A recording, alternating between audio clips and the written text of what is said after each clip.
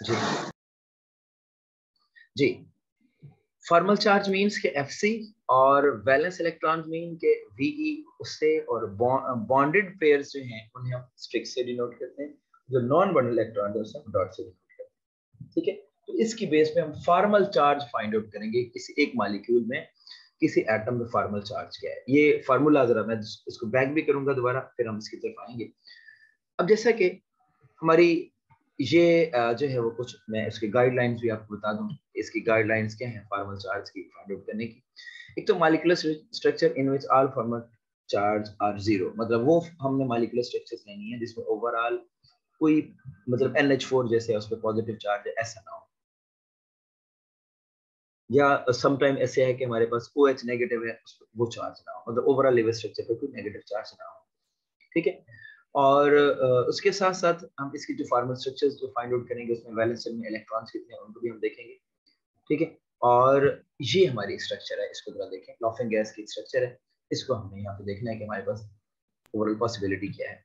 अब देखें, नाइट्रोजन है, ऑक्सीजन है, ये मुख्तलिफ एंगल से उसको जस्टिफाई किया हुआ है, उसके नंबर ऑफ बॉन्ड्स को, उसके स्ट्रक्चर्स को। अब देखें, जो वहां पे हमने पीछे बात की थी यहाँ पे कि फॉर्मल चार्ज वो हमने फाइंड आउट करना है, वैलेंस इलेक्ट्रॉन वो हमें ग्रुप नंबर से पता चल रहे होते हैं, number of sticks and number of dots. अब जरा देखते हैं, अब फॉर्मल चार्ज हमने फाइंड आउट करना है। वैलेंस शेल में नाइट्रोजन के वैलेंस शेल में इलेक्ट्रॉन होते कितने, 5। ठीक है, वैलेंस शेल में इलेक्ट्रॉन। अब नंबर ऑफ स्ट्रिक्स जो है वो कितनी यहाँ पे मेंशन की हुई है, वो नाइट्रोजन की 2 मेंशन की हुई है, और number of non bundle electrons कितने मेंशन किए हुए हैं, वो मेंशन किए हुए हैं 4। इसका मतलब वैलेंस इलेक्ट्रॉन 5 से, नंबर ऑफ स्ट्रिक्स के हैं 2 हैं, और उसके साथ साथ जो number of non bond electrons है जिसको हम नंबर ऑफ डॉट्स कह रहे हैं वो कितने 4 है। ठीक, ये फार्मूलाज हो गए। अब इन्हीं फार्मूलाज को अप्लाई करके हम इसको चार्ज निकाला, ये देखिए ये चार्ज हमारे पास आ गए। अब देखें, नाइट्रोजन के वैलेंस शेल में इलेक्ट्रॉन कितने थे, 5। अब 5 माइनस 5 से हमने माइनस करना है, किसको माइनस करना है, नंबर ऑफ स्ट्रिक्स को भी माइनस करना है, जो कि 2 है। ठीक है, यहाँ पे नंबर ऑफ स्ट्रिक्स कितनी है, 2 है, और number of formula number of dots है वो कितना, 4 है। अब 5 माइनस 2 माइनस 4, ओवरऑल हमारे पास फॉर्मल चार्ज क्या आएगा, -1 आएगा। ठीक है, तो जिसको हम -1 कंसीडर करते हैं, that is a formal charge on an atom in a molecule, और जिलाफिंग गैस में आ रहा है। अच्छा, इस केस में इस नाइट्रोजन को देखें तो वैलेंस शेल में इलेक्ट्रॉन कितने थे, 5। 5 माइनस 4, ये नंबर ऑफ स्टिक्स है, 2 इधर है, 2 इधर है, -4। 5 माइनस 4, ओवरऑल हमारे पास रिजल्ट क्या आया, +1 है, क्योंकि इसमें नंबर ऑफ डॉट्स कोई नहीं है, तो नंबर ऑफ डॉट्स हमने यहाँ पे 0 कंसीडर किए। जब हम ऑक्सीजन के आते हैं तो ऑक्सीजन के वैलेंस शेल में इलेक्ट्रॉन कितने हैं, 6 हैं। अब वैलेंस शेल में इलेक्ट्रॉन 6, नंबर ऑफ जो उसके स्ट्रिक्स है -2, और नंबर ऑफ डॉट्स है -2। इट मीन 6 -2 -4, तो ओवरऑल हमारे पास चार्ज उस पर क्या आ गया, 0 आ गया। ठीक है, सेम यहाँ पे भी हम ये कैलकुलेट करते हैं, अगर इस तरह से हम इसकी फॉर्मेलिटीज पे चले जाते हैं कि हमारे पास ये पॉसिबिलिटीज क्या है। तो ये हमारा नाइट्रोजन है, इसमें नंबर ऑफ वैलेंस 5, 5 -2 एंड -4, तो -1 आएगा। सेम ये भी उसी कैटेगरी में आ रहा है। ऑक्सीजन को जब हम कोट करते हैं तो वैलेंस शेल में इलेक्ट्रॉन्स कितने हैं, 6 हैं, लेकिन नंबर ऑफ स्ट्रिक्स कितनी है, यहाँ पे 4 है, और नंबर ऑफ डॉट्स नहीं है। तो इस तरह से हम इस पे भी फॉर्मल चार्ज जो वो कैलकुलेट कर सकते हैं।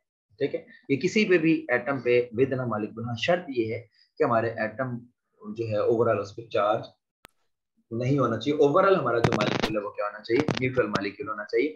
फिर उसमें हर एक एटम पे फॉर्मल चार्ज क्या एग्जिस्ट करेगा, वो हम इसी फार्मूला से, जो कि मैंने ये फार्मूला यहाँ पे किया था कि formal charge is equal to valence electron minus number of sticks, मतलब नंबर ऑफ बॉन्ड्स, और माइनस नंबर ऑफ डॉट्स।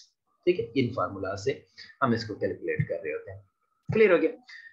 अच्छा, उसके बाद है हमारे पास इलेक्ट्रॉनिक कॉन्फ़िगरेशंस है। इलेक्ट्रॉनिक कॉन्फ़िगरेशन भी इवन बॉन्डिंग में बड़ी हेल्पफुल है, और इवन डिस्ट्रीब्यूशन ऑफ इलेक्ट्रॉन में बड़ी हेल्पफुल है। तो इसमें मुख्तलिफ रूल्स हैं जिनको हम जो है वो स्टडी करते हैं, जैसा कि ऑफ-बो प्रिंसिपल है। ठीक है, जैसे कि होन्स रूल है, जैसे कि पॉली एक्सक्लूजन रूल है। ठीक है, ये मुख्तलिफ रूल अपने हिसाब से डिस्ट्रीब्यूशन ऑफ इलेक्ट्रॉन्स को फेवर कर रहे होते हैं और एक्सप्लेन कर रहे होते हैं। अब इसमें अगर हम देखें ऑफ-बो प्रिंसिपल क्या कहता है, ऑफ-बो प्रिंसिपल ये कहता है कि हमारे इलेक्ट्रॉन्स की distribution on the basis of energy levels. ठीक है, on the basis of electron okay, ये एंड पे मैं रिपीट, अच्छा फॉर्मल चार्ज, अमना का मैसेज आया है कि फॉर्मल चार्ज रिपीट कर दें, मैं रिपीट कर देता हूँ। फॉर्मल चार्ज में हम एक्चुअली जैसे ये मॉलिक्यूल्स हैं, यहाँ पे मैंने मॉलिक्यूल्स को पुट किया, अब उसमें हमने फॉर्मल चार्ज कैलकुलेट किया हुआ और फार्मूला पहले ही मैं मेंशन कर रहा हूँ कि फार्मूला हमारा क्या है, ठीक है। फॉर्मल चार्ज होता है कि अगर एक मॉलिक्यूल में एटम पे चार्ज अगर आप फाइंड आउट करना चाहते हैं, ठीक है ना। देखिए कुछ ऑक्सीडेशन स्टेट्स या चार्जेस जो हैं वो तो हमारे रूल्स में आते हैं, जैसे हाइड्रोजन का रूल्स में आता है, या ऑक्सीजन का जब हम उसके ऑक्साइड्स की बात करते हैं वहां पे आता है, या इसके अलावा दूसरे कंपोनेंट्स हैं। लेकिन अगर हमें एक अननोन से अरेंजमेंट दे दी जाए तो वहां पे हमें क्या पता चलेगा कि इस नाइट्रोजन पे क्या चार्ज है, इस नाइट्रोजन पे क्या चार्ज है, इस ऑक्सीजन पे या इस क्लोरीन पे या इस ब्रोमीन पे या सल्फर पे या फास्फोरस पे या इवन कोई और हमारे एलिमेंट्स हैं जो कोवेलेंटली बॉन्डेड हैं, वहां पे फॉर्मल चार्ज क्या एग्जिस्ट करेगा हर एक एटम पे अलग अलग, ठीक है। उसमें हम ये देखते हैं कि जिस तरह ओवरऑल हम जब एक स्ट्रक्चर ड्रा करते हैं, बॉन्ड बनाते हैं उनके, तो उन बॉन्डिंग में सम टाइम हमें किन्हीं किसी ना किसी जगह पे उन पे चार्ज मेंशन करना पड़ता है जो उसकी रेशो से हट के होता है। क्लियर हो गया। इवन आपने यही N2O की स्ट्रक्चर लाफिंग गैस की अगर आपने देखी होगी, ये किसी बुक में ये ड्रा की हुई, तो इस नाइट्रोजन पे ओवरऑल -1 लिखा हुआ होता है और इस नाइट्रोजन पे +1 लिखा हुआ होता है, और इस ऑक्सीजन पे कोई भी चार्ज मेंशन नहीं किया हुआ होता वहां पे। उसका मतलब ये होता है कि हमने फॉर्मल चार्ज कैलकुलेट कैसे करना होता है, वो हम हमारे पास जो लिविंग स्ट्रक्चर एक जो गिवन होती है उसमें फिर वो हम फार्मूला अप्लाई कर रहे होते हैं कि valence electron minus number of dots and minus number of the sticks, number of sticks में नंबर ऑफ द बॉन्ड्स उसके जो इन्वॉल्व होते हैं, ठीक है। तो इसकी वजह से हम जो +1 आएगा, -1 आएगा, -2 आएगा, +2 आएगा, जो भी उसमें वैल्यू आएगी हम उसके मुताबिक हम उसको कैलकुलेट कर लेते हैं, ठीक है। तो इसे हम कह रहे थे that is the formal charge. जो इलेक्ट्रॉन डिस्ट्रीब्यूशन पे हम बात कर रहे थे, अब वो प्रिंसिपल जो है वो एनर्जी के एतबार से डिस्ट्रीब्यूशन को बताता है इलेक्ट्रॉन्स की। पॉली एक्सक्लूजन रूल ये कहता है कि एक ऑर्बिटल में जो इलेक्ट्रॉन होंगे वो अपोजिट स्पिन से एग्जिस्ट करेंगे, और हॉर्न्स रूल ये कहता है कि डीजनरेट ऑर्बिटल्स के बारे में बात करता है। अगर मुख्तलिफ हमारे ऑर्बिटल्स हैं उनके एनर्जी लेवल सेम है, तो बजाय इसके कि इलेक्ट्रॉन एक ही ऑर्बिटल में अपोजिट स्पिन से रहें, वो प्रेफर करते हैं into different orbitals with same spin, ठीक है। ये जैसे एक डिस्ट्रीब्यूशन भी है, ये हम पढ़ते रहते हैं कि 1s2s2 p3s, ये एक इलेक्ट्रॉनिक डिस्ट्रीब्यूशन, आपको प्रिंसिपल का एनर्जी लेवल्स के हिसाब से उसकी अरेंजमेंट, ठीक है। अब यहाँ पे मैं 2-3 चीजें क्लियर करता जाऊँ, अब ये थोड़ी सी बारीकी के पॉइंट में आप बता रहा हूँ, वो तो मैंने बेसिक लेवल की बातें कर दी, अब मैं बारीकी के पॉइंट बता रहा हूँ। ये जो आप वो प्रिंसिपल है, अब ऑप्शंस क्या है हमारे पास, शेल्स हैं, सब शेल्स हैं, ऑर्बिटल्स हैं, ये हमारे पास ऑप्शन है। अब जो आफ्बो प्रिंसिपल है ये डिस्ट्रीब्यूशन ऑफ इलेक्ट्रॉन को बताता है, पॉली एक्सक्लूजन भी डिस्ट्रीब्यूशन ऑफ इलेक्ट्रॉन्स को बताता है, हॉर्न्स भी डिस्ट्रीब्यूशन ऑफ इलेक्ट्रॉन को बताता है। अब क्वेश्चन ये है कि आफ्बो क्या शेल्स में डिस्ट्रीब्यूशन को बताता है या सब शेल्स में बताता है, ठीक है, या फिर ऑर्बिटल्स में बताता है, कहां पे बताता है। तो ओवरऑल जो हम आफ्बो की बात करते हैं ये N+L रूल के मुताबिक, तो N+L रूल के मुताबिक हम उसके सब शेल्स की बात कर रहे होते हैं। सब शेल्स में ओवरऑल डिस्ट्रीब्यूशन ऑफ इलेक्ट्रॉन्स क्या है, आप वो प्रिंसिपल सिर्फ ये चीज बताता है। आप वो आगे एक सब शेल में जो ऑर्बिटल्स होते हैं उनकी डिस्ट्रीब्यूशन का नहीं कहता, वो ये कहता है कि 2p में इलेक्ट्रॉन जाएंगे, 2s में जाएंगे, या 3s में जाएंगे, या 3p में जाएंगे, दीज आर सब शेल्स, ठीक है। हाँ, जो पॉली एक्सक्लूजन है ये arrangement of electron with in orbital बताता है, एक ही ऑर्बिटल में इलेक्ट्रॉन्स किस तरह से एग्जिस्ट करते हैं ये उसको एक्सप्लेन करता है। और हॉर्न्स रूल जो है ये भी ऑर्बिटल्स में अरेंजमेंट को बताता है कि हमारे जो डिजनरेट ऑर्बिटल्स हैं उनमें इलेक्ट्रॉन की डिस्ट्रीब्यूशन कैसे होगी, ठीक है। ये 3 रूल्स हैं जो इनको एक्सप्लेन कर रहे होते हैं। उसके बाद हम आते हैं कि हमारे पास ऑर्बिटल्स की शेप्स और एनर्जीज क्या है। देखें ये इस वक्त हमारे सामने s ऑर्बिटल्स हैं, और s ऑर्बिटल्स को अगर हम देखें तो हमारे पास 1s 2s 3s 4s इस तरह के हैं, ठीक है। अब इन तमाम ऑर्बिटल्स को अगर हम आपस में अरेंज करें तो इनमें जी आफ्बो प्रिंसिपल ये क्वेश्चन है, अगर आफ्बो प्रिंसिपल ये कह रहा होता है कि डिस्ट्रीब्यूशन ऑफ इलेक्ट्रॉन इन सब शेल्स। ये माइक किसी का ऑन है और वो डिस्टर्ब कर रहा है, प्लीज इसको देख चेक कर लें एक दफा सब लोग। जी, आफ्बू प्रिंसिपल जो है वो एक्सप्लेन कर रहा होता है डिस्ट्रीब्यूशन ऑफ इलेक्ट्रॉन इन सब शेल्स। ठीक है, जैसे 1s 2s 2p, ये अरेंजमेंट मैं आपको बता देता हूँ। ये जो अरेंजमेंट है ये आफ्बू के मुताबिक है, सब शेल्स में ये सब शेल्स का ऑर्डर है। पहले 1s आएगा, फिर 2s आएगा, फिर 2p आएगा, फिर 3s आएगा, फिर 3p आएगा, फिर 4s आएगा, फिर 3d आएगा। इस तरह से अरेंजमेंट। ठीक है, तो इस तरह इस अरेंजमेंट को जो आफ्बू एक्सप्लेन करता है वो कहता है कि electrons are filled in increasing order of their energy. जैसे जैसे एनर्जी लेवल बढ़ेगा तो वैसे वैसे इलेक्ट्रॉन की डिस्ट्रीब्यूशन हो जाएगी। अब 1s की एनर्जी सबसे कम है तो सबसे पहले इलेक्ट्रॉन इसमें चले जाते हैं। 2s की एनर्जी उससे ज्यादा है तो इलेक्ट्रॉन उसके बाद इसमें फिल होंगे। उसके बाद 2p की एनर्जी ज्यादा है, उसके बाद 3s की एनर्जी ज्यादा है, उसके बाद 3p की एनर्जी ज्यादा है, फिर 4s की। तो जैसे जैसे ये एरोज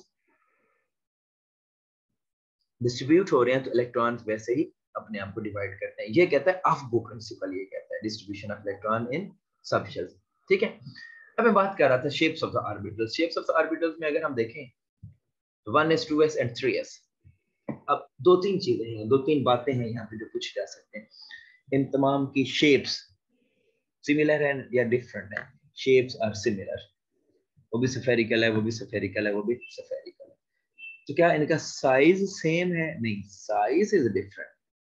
ठीक है, 1s का जरा देखें आप, साइज स्मॉल है, 2s का साइज उससे ज्यादा, इवन जो 3s है 3s का साइज उससे ज्यादा। तो जैसे जैसे 1 2 3 4 4s का साइज से भी ज्यादा हो जाए।